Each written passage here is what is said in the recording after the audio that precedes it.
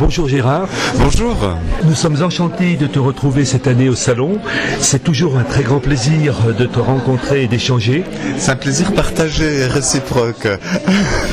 Tu reviens cette année avec une nouvelle édition de Petit Vadémécum de l'amour en temps de guerre.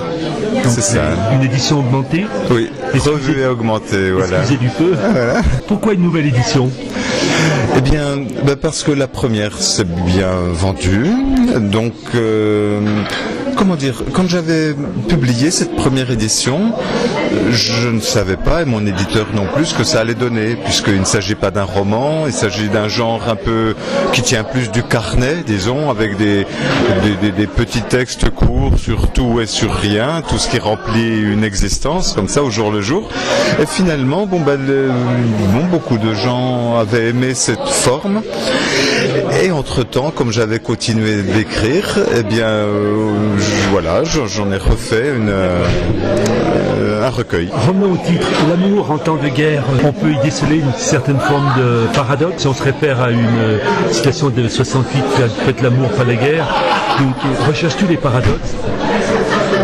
Oui, ils sont passionnants. En fait, d'une façon générale, les paradoxes sont passionnants dans la vie. Mais s'agissant du titre, les guerres dont il est question sont tout autant celles qui nous entourent, dont on entend parler, que celles que l'on peut mener dans une vie personnelle, intime. Voilà, toutes ces difficultés qu'il faut affronter. Voilà. Dans cet ouvrage, tu cites en exergue René Char. Eh oui, René Char. On est pressé d'écrire comme si on était en retard sur la vie.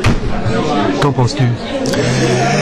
Eh bien, je pense qu'écrire, c'est effectivement une façon de courir après cette part de merveilleux dont René Char parle dans son poème.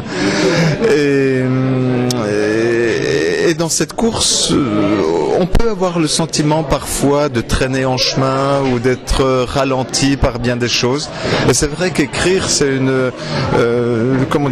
nous entraîne à accélérer le pas, voilà, dans cette quête. Parlons technique. Comment travailles-tu ? Plutôt à l'ancienne avec un stylo ? Ou bien utilises-tu le traitement de texte ?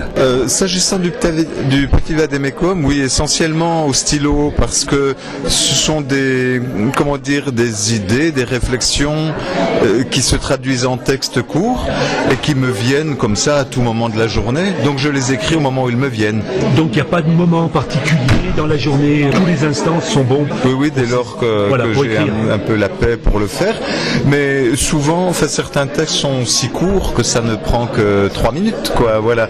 Bon, d'autres, bien sûr, sont retravaillés parce qu'ils ne me satisfont pas en l'état, quoi, voilà. Est-ce que tu as l'habitude de faire lire tes textes avant la publication à des personnes de ton entourage ? Oui, je crois toujours que je vais garder secret, mais en même temps, je suis tellement heureux d'écrire que quiconque veut lire, je donne facilement à lire, quoi, voilà. Et enfin, pour terminer, est-ce que tu aurais une devise à nous transmettre ? Une devise d'écriture. Grand Dieu, bon, tu as cité Faites l'amour, pas la guerre, mais non, on va pas citer celle-là. Non, celle que j'ai placée en exergue aussi. Prends le parti du risque et des erreurs. Le silence est toujours complice ou trompeur. C'est d'une chanson d'Yves Simon. Et je crois que ça résume bien ma démarche, en tous les cas, et je crois celle de tous les gens qui écrivent ou qui se mettent en danger. Il faut pas, par exemple, s'agissant de l'écriture, on ne peut pas rêver d'avoir fait le livre idéal avant de continuer d'écrire ou avant de publier, quoi. On prend le risque et on sait après si c'est une erreur ou non de publier.